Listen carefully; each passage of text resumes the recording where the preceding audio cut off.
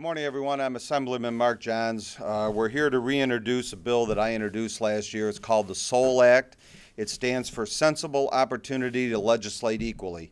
It also could mean a single opportunity to legislate equally.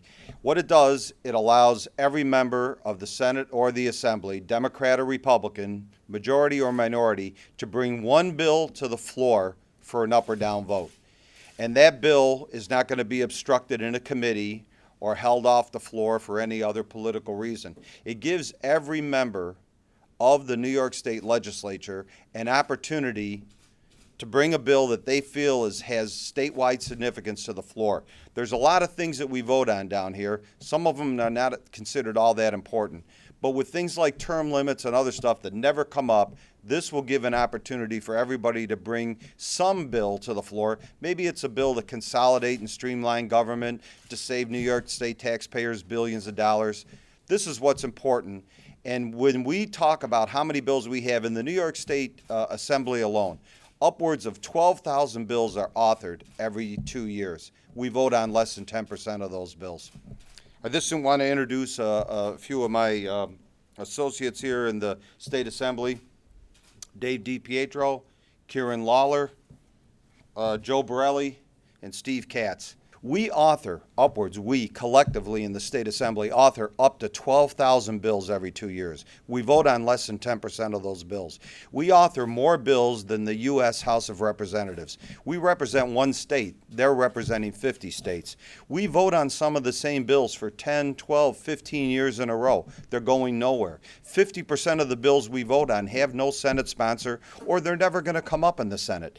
This is the opportunity to bring forward redistricting reform, to bring forward, we're going to vote on gambling. And if it passes the legislature 2 times in a row, we send it out for a New York State amendment. And we're going to have it be a constitutional amendment. Term limits should be a constitutional amendment.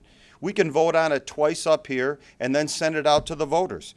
They want term limits. They want independent redistricting. Let's get rid of gerrymandered districts. We can do a lot of things. Real campaign finance reform. There's a lot of reforms that this languish down here. We can save the state billions of dollars, cut taxes, make it more business friendly. We can't do that when we stifle the opportunity for people that have good ideas just because they happen to be in a minority party. We need to allow people to be in a great debating society down here. Let's bring these issues up and let's vote on them. It doesn't mean every bill, by the way, every bill, up to 1,000 of them every term, that comes to the floor of the State Assembly always passes. There's never a doubt. The majority sometimes has press conferences to talk about how they passed the bill before we've even had the debate or the vote. So, we don't need to have orchestrated legislation down here. We need to have real debate and discussion and then an up or down vote. And so what if something comes to the floor and it doesn't pass? We're not down here just to make sure everything passes. We're down here to have an airing of all the information and all the ideas. I want to thank all my colleagues for coming down here. You notice that there were a lot of people that signed on this bill. Democrat, Republican, I believe all the Republicans in the Assembly have signed on to the bill. We have Democrats from the Assembly, people from the Senate. And it's important to realize that, as Mickey says, we are representing about 130,000 people. And when somebody has a good idea, it's not Democrat or Republican. It's just a good idea.